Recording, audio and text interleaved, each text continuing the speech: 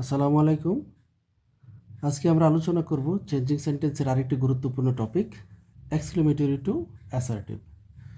অত্যন্ত সহজ একটি টপিক, তবে নিয়মিত চর্চা এবং মনোযোগের অভাব থাকার কারণে বা বিষয়টিকে গুরুত্ব না দেওয়ার কারণে অনেকের কাছে এটি অত্যন্ত দুর্বোধ্য একটি টপিক হিসেবে পরিচিতি পায়। তবে আজকে আমার ক্লাসটি দেখলে আশা করি এই সেন্টেন্সের প্রতি যাদের দুর্বলতা রয়েছে তা দূর হয়ে যাবে। এসএসসি লেভেলে যতটুকু আলোচনা করলে আমরা ভালো রেজাল্ট করতে পারবো বা মোটামুটি সবগুলো অ্যান্সার করতে পারবো, তার উপর ভিত্তি করে আমি আজকের আলোচনাটা রাখবো। তো এক্সক্লেমেটরি সেন্টেন্সকে অ্যাসার্টিভ করতে হলে আমাদের যে জিনিসটা জানতে হবে, প্রথমত সেন্টেন্সটা এক্সক্লেমেটরি তা চিনব কীভাবে।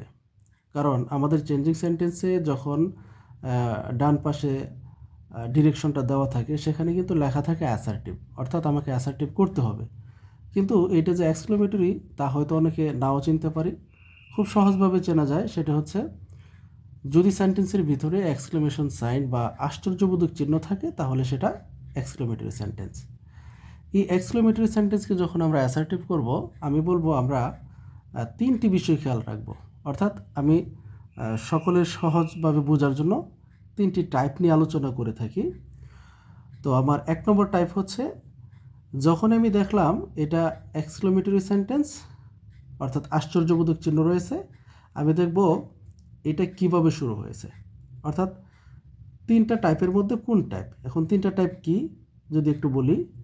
টাইপ 1 আমি সবসময় রাখি কোনো ইন্টারজেকশন, অর্থাৎ এক্সক্লেমেটরি সেন্টেন্সটা যদি কোনো ইন্টারজেকশন দিয়ে শুরু হয়, যেমন অ্যালাস, হুররা, ওয়াও, ফাই, এর বাহিরেও ইন্টারজেকশন রয়েছে, তবে বহুল ব্যবহৃত এবং পরিচিত যে ইন্টারজেকশনগুলো রয়েছে আমি সেগুলো এখানে লিখলাম। যেমন এই যে টাইপ 1-এ alas, hurrah, wow, fie. Type 2-তে আমাদের এক্সক্লেমেটরি সেন্টেন্সগুলো শুরু হয় কখনো কখনো ইফ অথবা উড দ্যাট দিয়ে, কখনো হ্যাড দিয়ে, কখনো ওয়ার দিয়ে। এই ওয়ার্ডগুলো দিয়েও কিন্তু আমার এক্সক্লেমেটরি সেন্টেন্স শুরু হতে পারে, তবে সেখানে অবশ্যই আশ্চর্যবোধক চিহ্নটা থাকবে। তারপর হচ্ছে টাইপ 3, সবচেয়ে গুরুত্বপূর্ণ, কারণ এইটাই সব থেকে বেশি আসে। সেটা হচ্ছে হাউ অথবা হোয়াট দিয়ে শুরু হয়, হাউ অথবা হোয়াট দিয়ে। তাহলে এখন প্রথমে যদি আমি আইডেন্টিফাই করতে পারি যে এটা আসলে আমার কোন টাইপে শুরু হয়েছে, টাইপ 1 নাকি টাইপ 2 নাকি টাইপ 3, তাহলে এর অ্যান্সার করাটা খুব সহজ হয়। যেমন টাইপ 1-এ কি আমরা একটু খেয়াল করি, প্রথমে রয়েছে অ্যালাস। অ্যালাস থাকলে কি হচ্ছে, it is a matter of sorrow that. Hurrah থাকলে কি হচ্ছে, it is a matter of joy that. Wow থাকলে it is a matter of wonder that. Fie থাকলে it is a matter of shame that. অর্থাৎ প্রত্যেকটার মধ্যে কিন্তু it is a matter of dot dot that, এইগুলো ঠিক রয়েছে, শুধু পরিবর্তনটা হচ্ছে কখনো সরু, কখনো জয়, কখনো ওয়ান্ডার, কখনো শেম। আসলে বিষয়টা কি, অর্থাৎ সে ইন্টারজেকশন যেটা আমরা ব্যবহার করি, আমরা জানি ইন্টারজেকশন মানে হচ্ছে যে আমরা যখন মনের মধ্যে কোনো আনন্দ, বেদনা, এই ধরনের অস্বাভাবিক কোনো কিছু হয়, তখন কিন্তু আমাদের মুখ থেকে একটা আওয়াজ বের হয়ে আসে, যেটা দ্বারা আমরা আনন্দ প্রকাশ করি, বেদনা প্রকাশ করি, আমরা আশ্চর্যান্বিত হই, এই সমস্ত বিষয়গুলি। তো এখানে এলাস দ্বারা যেহেতু দুঃখ বোঝায়, আমরা ব্যবহার করলাম সরু। হুররা, এটা দ্বারা জয় বা আনন্দের অভিব্যক্তি প্রকাশ পায়, এই কারণে জয় ব্যবহার করলাম। ওয়াও, আমরা কোনো কিছু দেখার পরে যদি অবাক হয়ে যায় সেক্ষেত্রে আমরা ওয়াও বলি বা বলে থাকি। এবং ফাই, ধিক্কার দেওয়া, ছি ছি করা, এই সমস্ত ক্ষেত্রে আমরা ফাই ব্যবহার করে থাকি, এই কারণে এখানে হচ্ছে সেম। তো যাই হোক, খুব সহজ এটা। একটা যদি আমরা মুখস্থ করতে পারি, ইট is a matter of dot dot that, তাহলে বাকিগুলো সরো, জয়, ওয়ান্ডার, শেম, সাধারণত এগুলোই ব্যবহৃত হয়। টাইপ 2, ইফ অথবা উড দ্যাট থাকলে সাবজেক্ট প্লাস উইশ। আবারও বলছি, ইফ অথবা would that, subject plus wish. যদি হেড দিয়ে শুরু হয়, এখানে সাবজেক্ট প্লাস উইশ, তারপরে আবার সাবজেক্ট প্লাস হেড, অর্থাৎ একটা সাবজেক্ট সেন্টেন্সের ভিতরে দেওয়া থাকবে, ওই সাবজেক্টটা ব্যবহার করার পর আমরা হেড ব্যবহার করব। যদি সেটা অয়ার দিয়ে শুরু হয়, এখানেও সেম, সাবজেক্ট প্লাস উইশ, তারপরে সাবজেক্ট প্লাস অয়ার। এবার আসে টাইপ 3। টাইপ 3 আমাদের শুরু হয় হাউ দিয়ে। এর স্ট্রাকচারটা যদি একটু দেখি, হাউয়ের পরপরই থাকে আমাদের অ্যাডজেক্টিভ, তারপরে থাকে সাবজেক্ট, ভার্ব এবং এক্সটেনশন। তো এই জাতীয় এক্সক্লেমেটরি সেন্টেন্সকে অ্যাসার্টিভ করার সময় আমাদের প্রথম কাজ হবে সাবজেক্ট লেখা, তারপরে হবে ভার্ব লেখা, তারপরে ভেরি, তারপরে অ্যাডজেক্টিভ, তারপরে হচ্ছে এক্সটেনশন। এখন কথা হচ্ছে এই যে সাবজেক্ট ভার্ব কোথা থেকে আসলো, এটা কিন্তু আমার প্রথম সেন্টেন্সে রয়েছে।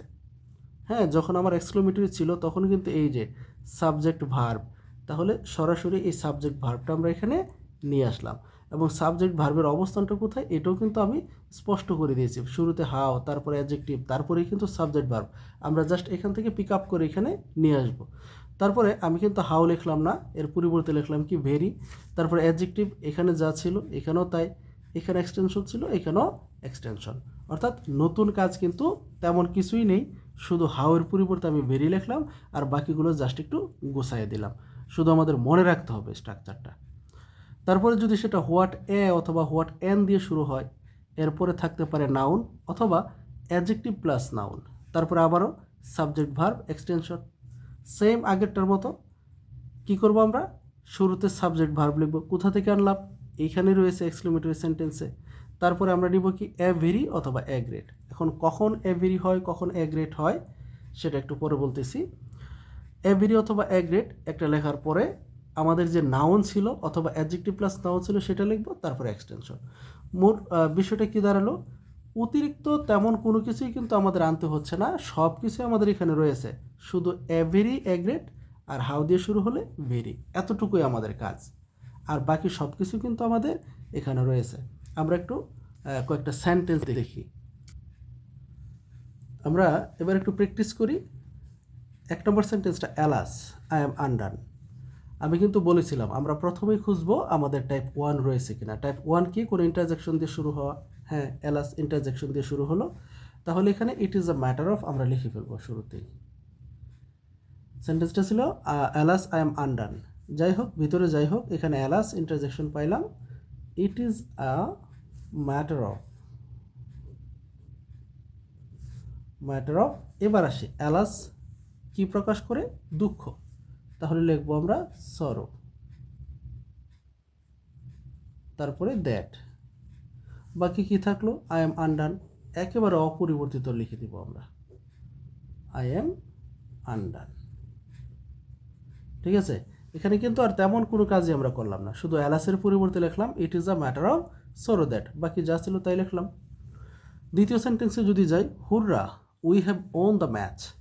হুররা, আমরা সাধারণত কোনো আনন্দ প্রকাশ করতেই অনেকটা অবচেতন মনে মুখ থেকে বের করে ফেলি হুররা। তো যেহেতু আনন্দের বিষয়, এখানে আমরা লিখব কি, it is a matter of,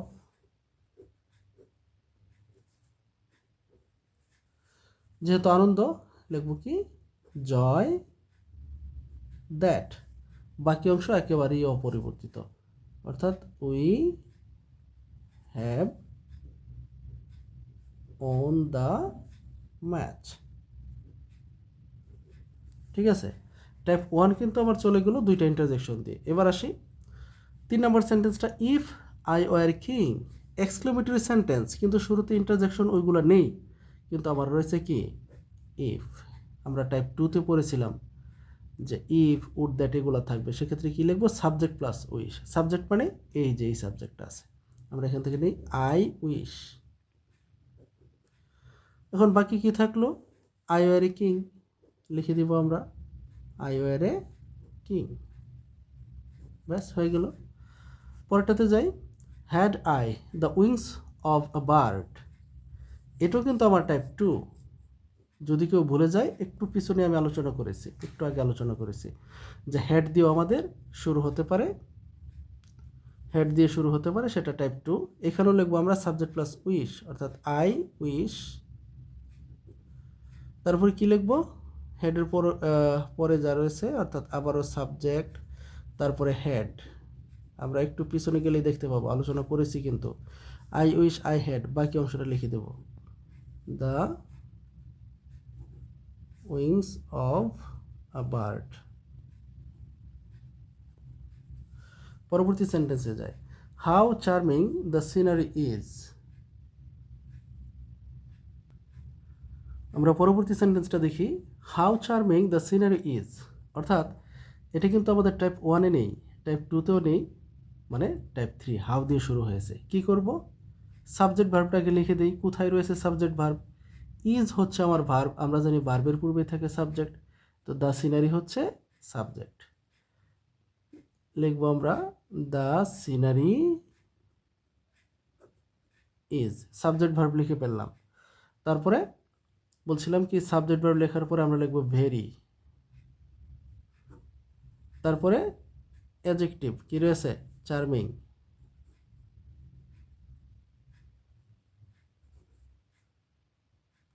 ব্যাস, এক্সটেনশন নাই আমাদের, শেষ হয়ে গেল। তাহলে স্ট্রাকচারটা কিভাবে, আমি প্রথম যেভাবে আলোচনা করেছি ওইখান থেকে স্ট্রাকচারটা মিলিয়ে নিতে হবে, ঠিক আছে। অর্থাৎ হাউ যুক্ত হলে প্রথমে আমরা সাবজেক্ট ভার্ব লিখবো, এখানে রয়েছে, তারপরে হাউ বাদ দিয়ে ভেরি লিখবো, তারপরে কি লিখবো, অ্যাডজেক্টিভ এক্সটেনশন, অ্যাডজেক্টিভ লিখলাম, এক্সটেনশনটাই লিখলাম না। 6 নম্বর সেন্টেন্সটাতে একটু দেখি, what a beautiful bird it is, same ঘটনা আগের বারের মতোই, অর্থাৎ 5 নম্বর সেন্টেন্সের মতো। এবারও সাবজেক্ট ভার্ব লিখবো, কী রয়েছে, ইজ হচ্ছে আমার ভার্ব, এর আগেই সাবজেক্ট ইট। যদি কেউ প্রশ্ন করে বার্ড কেন সাবজেক্ট না, ইট একটা প্রনাউন, আর সাবজেক্টিভ প্রনাউন যখন একটা সেন্টেন্সে বসে এবং ভার্বের আগে থাকে তখন সেটা সাবজেক্ট হয়। তাহলে লিখবো আমরা ইট ইজ। তারপরের কাজ কি, আমাদের এখানে কথা ছিল হোয়াট এর পরিবর্তে এভরি অথবা এ গ্রেট, বলেছিলাম একটু পর আলোচনা করব। অর্থাৎ হোয়াটের পরিবর্তে এভরিও হতে পারে, এ গ্রেটও হতে পারে। প্রশ্ন হচ্ছে কিভাবে, কখন। হোয়াটের পরে সরাসরি যদি আমার প্রথম ওয়ার্ডটি নাউন হয় তাহলে হবে এ গ্রেট, কিন্তু যদি এটি নাউন না হয় অ্যাডজেক্টিভ হয় তাহলে হবে এ ভেরি। এখন অনেকের মধ্যে আবার এই প্রবলেমটা রয়েছে যে এই ওয়ার্ডটা নাউন না অ্যাডজেক্টিভ, তাই আমরা বুঝি না। আমি বলবো সাবজেক্ট ভার্ব বাদ দেওয়ার পরে হোয়াটের পরে যদি একটি ওয়ার্ড থাকে সেটা ডেফিনেটলি নাউন, কিন্তু যদি দুইটা ওয়ার্ড থাকে অ্যাডজেক্টিভ প্লাস নাউন, তাহলে এখানে কিন্তু দুইটি ওয়ার্ড বাকি রয়েছে, তার মানে adjective plus noun, adjective plus noun হওয়া মানে এ ভেরি। তারপরে কাজ কি, নাউন থাকলে নাউন লেখা, অথবা অ্যাডজেক্টিভ প্লাস নাউন হলে অ্যাডজেক্টিভ প্লাস নাউন লেখা। আমরা তো মাত্রই দেখলাম অ্যাডজেক্টিভ প্লাস নাউন, লিখে দিই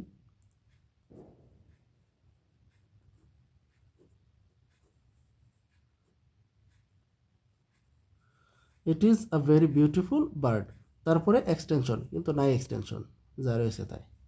বাস হয়ে গেল আমাদের এক্সক্লেমেটরি টু অ্যাসার্টিভ সেন্টেন্স। তাহলে আমার প্রথম ধাপে দেখানো রুলস এবং দ্বিতীয় ধাপে প্র্যাকটিস, এইটা একটু মনোযোগ দিয়ে দেখলে সবার এক্সক্লেমেটরি টু অ্যাসার্টিভ যেমন সমস্যা আর থাকবে না, একইভাবে অ্যাসার্টিভ সেন্টেন্সকেও আমরা সহজেই এক্সক্লেমেটরি করতে পারবো, কোনো সমস্যা থাকবে না ইনশাল্লাহ। ধন্যবাদ সবাইকে।